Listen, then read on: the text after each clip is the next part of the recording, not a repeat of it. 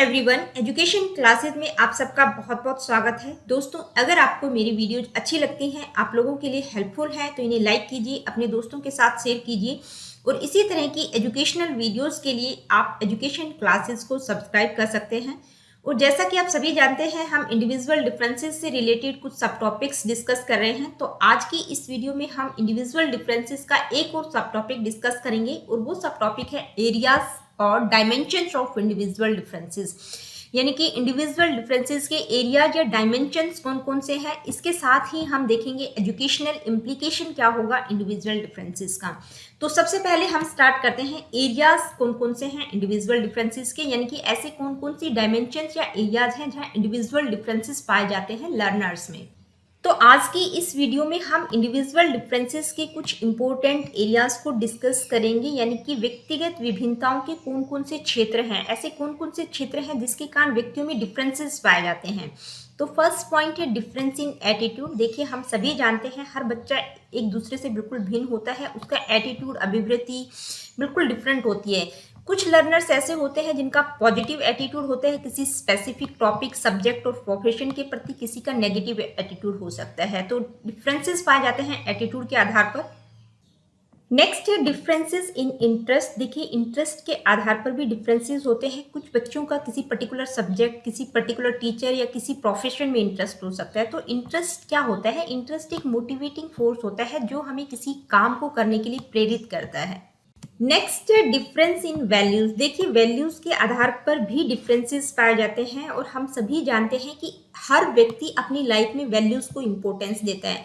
कुछ लर्नर, कुछ बच्चे, कुछ व्यक्ति इस तरह के होते हैं जो मटेरियलिस्टिक लाइफस्टाइल को पसंद करते हैं, कुछ रिलीजियस लाइफस्टाइल को पसंद करते हैं। तो वैल्यूज के आधार पर जो डिफरेंसेस होते हैं उसके अगर मैं एजुकेशनल इम्प्लीकेशन की बात करूं, यानी कि वहां पर एजुकेशन का क्या रोल हो सकता है, तो एजुकेशन के द्वारा यंग जनरेशन का जो माइंड है उसको इस तरह से मोल्ड किया जाना चाहिए ताकि वो दोनों तरह की वैल्यूज, कौन कौन सी, मटेरियलिज्म और स्पिरिचुअलिज्म में बैलेंस बना सके। तो दोनों तरह की वैल्यूज में बैलेंस बनाया जा सकता है एजुकेशन के द्वारा, यानी कि एजुकेशन जो है यंग जनरेशन के माइंड को इस तरह से मोल्ड कर सकती है ताकि व्यक्ति जो है दोनों तरह की वैल्यूज में बैलेंस बनाकर चल सके।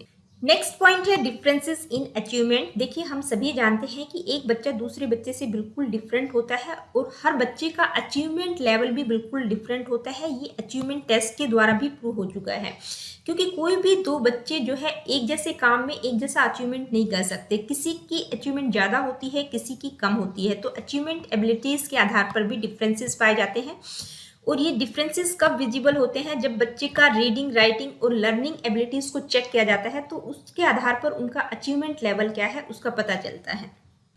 नेक्स्ट है डिफरेंसेस इन मोटर एबिलिटीज। देखिए, मोटर एबिलिटीज हर बच्चे की बिल्कुल डिफरेंट होती हैं, क्योंकि कुछ बच्चे ऐसे होते हैं जो मैकेनिकल टास्क को बहुत आसानी से कर लेते हैं, जबकि दूसरे बच्चे, उसी लेवल के बच्चे, इस तरह के कामों को करने में बहुत उनको डिफिकल्टी महसूस होती है। तो मोटर एबिलिटीज के आधार पर भी डिफरेंसेस होते हैं। नेक्स्ट पॉइंट है differences due to economic status. देखिए, इकोनॉमिक स्टेटस के कारण भी डिफरेंसेस आ जाते हैं, क्योंकि दो बच्चे अगर अलग अलग इकोनॉमिक स्टेटस से आते हैं तो उन बच्चों का इंटरेस्ट, उनकी टेंडेंसीज, कैरेक्टरिस्टिक्स, उनकी पर्सनैलिटी कैरेक्टरिस्टिक्स बिल्कुल डिफरेंट होंगी। नेक्स्ट पॉइंट है पर्सनैलिटी डिफरेंसेस। देखिए, पर्सनैलिटी के आधार पर भी बच्चों में डिफरेंसेस पाए जाते हैं, क्योंकि दो बच्चों की पर्सनैलिटी एक जैसी नहीं हो सकती और जो इंडिविजुअल्स होते हैं उनको अलग अलग क्लासिफाइड किया जा सकता है अलग अलग ग्रुप में उनकी पर्सनैलिटी के आधार पर, क्योंकि कुछ बच्चे ऐसे होते हैं जो इंट्रोवर्ट होते हैं, कुछ एक्सट्रोवर्ट पर्सनैलिटी के होते हैं, कुछ एम्बिवर्ट होते हैं, कुछ सोशेबल होते हैं। नेक्स्ट पॉइंट है डिफरेंस इन सेल्फ कॉन्सेप्ट। देखिए, सेल्फ कॉन्सेप्ट हर बच्चे का बिल्कुल डिफरेंट होता है, क्योंकि हर बच्चे का attitude, values, behaviour, abilities, qualities बिल्कुल डिफरेंट होती हैं। तो कुछ बच्चे ऐसे होते हैं जो अपने आप को पॉजिटिव तरीके से देखते हैं, जिसके कारण उनका कॉन्फिडेंस बिल्कुल बिल्ड हो जाता है, बूस्ट हो जाता है, बजाय कि उन बच्चों के जो कि अपने आप को नेगेटिव तौर पर देखते हैं। नेक्स्ट है इमोशनल डिफरेंसेस। देखिए, हर बच्चा जो है एक किसी पर्टिकुलर सिचुएशन के प्रति अलग तरह से रिएक्ट करता है, यानी कि उसके इमोशनल रिएक्शन बिल्कुल डिफरेंट होते हैं। कुछ बच्चे ऐसे होते हैं जो किसी पर्टिकुलर सिचुएशन के प्रति बहुत जल्दी एग्रेसिव हो जाते हैं, उन्हें बहुत जल्दी गुस्सा आ जाता है। लेकिन कुछ बच्चे ऐसे होते हैं जो उसी सिचुएशन के प्रति गुस्सा न करके उस चीज को बहुत ही पीसफुल नेचर से हैंडल करते हैं। तो ये थे एरियाज ऑफ इंडिविजुअल डिफरेंसेस, यानी कि ऐसे कौन कौन से क्षेत्र हैं जहां बच्चों में डिफरेंसेस पाए जाते हैं, यानी कि एक बच्चा दूसरे बच्चे से डिफरेंट होता है। ऐसे कौन कौन से एरियाज या कौन कौन सी डायमेंशंस हैं।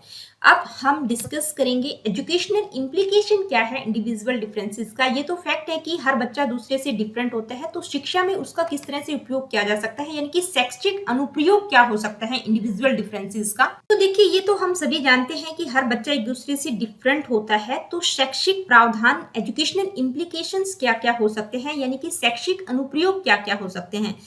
तो देखिए, हर बच्चा डिफरेंट होता है, तो एजुकेशन के जो एम्स, करिकुलम और मेथड ऑफ टीचिंग है वो इस तरह से लिंक किए जाने चाहिए, इस तरह से बनाए जाने चाहिए ताकि हर बच्चे की जो डिफरेंट एबिलिटीज और ट्रेड्स हैं उनको ध्यान में रखा जा सके। इस तरह से जो है एजुकेशन के aim, curriculum, teaching method design किए जाने चाहिए। नेक्स्ट है the teacher has to adopt different types of methods of teaching considering individual difference related to interest, need etcetera. देखिए, इंडिविजुअल डिफरेंसेस होते हैं, यानी कि एक बच्चा दूसरे बच्चे से बिल्कुल डिफरेंट होता है, तो एक टीचर का कर्तव्य बनता है कि बच्चों की नीड, इंटरेस्ट को देखते हुए उन बच्चों के लिए डिफरेंट टाइप के टीचिंग मेथड्स का यूज करें, यानी कि हर बच्चे के लिए एक ही टीचिंग मेथड जो है बेनिफिशियल नहीं हो सकता। Next, curriculum should be designed as per the interest, abilities and needs of different students। देखिए, करिकुलम इस तरह से डिजाइन किया जाना चाहिए ताकि बच्चों की इंटरेस्ट, एबिलिटीज पर फोकस किया जा सके। उनकी इंटरेस्ट, एबिलिटीज को ध्यान में रखते हुए करिकुलम को डिजाइन किया जाना चाहिए। Next point, some co-curricular activities such as drama, music, literary activities such as essay, debate competition should be assigned to children according to their interest. देखिए, हर स्कूल, हर कक्षा में कुछ ना कुछ को करिकुलर एक्टिविटीज बच्चों को दी जाती हैं, जैसे drama, music, debate competition, essay writing. तो एक टीचर का ये फर्ज बनता है कि जिस बच्चे का जिस एक्टिविटी में इंटरेस्ट हो उसी तरह की एक्टिविटी उसको करने के लिए दी जानी चाहिए। कोई भी एक्टिविटी जिसमें बच्चे का इंटरेस्ट नहीं है वो बच्चों के ऊपर थोपी नहीं जानी चाहिए, क्योंकि अब मान लीजिए एक बच्चे का म्यूजिक में बिल्कुल इंटरेस्ट नहीं है और उसको म्यूजिक से रिलेटेड अगर एक्टिविटी दी जाती है तो उसमें बिल्कुल भी अच्छा परफॉर्म नहीं कर सकता। Next, in case of vocational guidance, the counselor is to plan the guidance technique keeping in view the needs and requirements of the students। देखिए, जब बच्चों को vocational guidance दिया जाता है तो एक काउंसलर को ये ध्यान में रखना चाहिए कि हर बच्चे की नीड और रिक्वायरमेंट बिल्कुल डिफरेंट होती है, तो उन बच्चों की नीड और रिक्वायरमेंट को ध्यान में रखते हुए उनके लिए गाइडेंस टेक्निक का यूज किया जाना चाहिए। नेक्स्ट पॉइंट क्या है, आइए देखते हैं। The division of peoples into classes should not be based only on the mental age or chronological age of the children, but the physical, social and emotional maturity should be given due consideration। देखिए, जब बच्चों का division किया जाता है class में, यानी कि बच्चों को अलग अलग डिवाइड किया जाता है ग्रुप में, तो न केवल उनकी मेंटल एज और क्रोनोलॉजिकल एज को ध्यान में रखा जाना चाहिए, बल्कि उनकी फिजिकल, सोशल और इमोशनल मैच्योरिटी क्या है उसको भी ध्यान में रखते हुए बच्चों का डिवीजन किया जाना चाहिए अलग अलग ग्रुप्स में। Next point, various methods such as playing method, project method, Montessori method, story telling methods are to be used considering how different children respond to a task or a problem।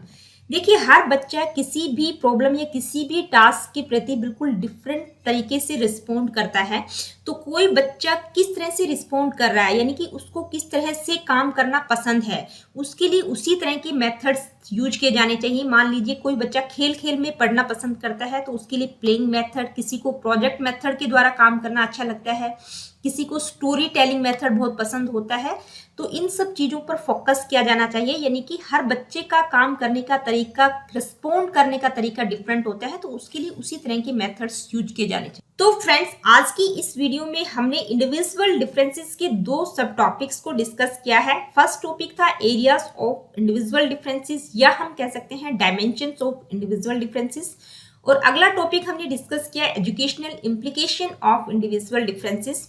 और इसके साथ ही आपका individual differences का all over topic complete होता है। इसके बाद अगली वीडियो में हम इंडिविजुअल डिफरेंसेस से रिलेटेड कुछ इंपॉर्टेंट एमसीक्यूज को डिस्कस करेंगे। तो मिलते हैं नेक्स्ट वीडियो में। अगर आप लोगों की कोई कमेंट, क्वारीज, क्वेश्चंस या किसी प्रकार का फीडबैक आप मुझे देना चाहते हैं तो प्लीज़ मुझे कमेंट करके ज़रूर बताइएगा, क्योंकि आपकी कमेंट जो होते हैं मुझे बहुत मोटिवेट करते हैं।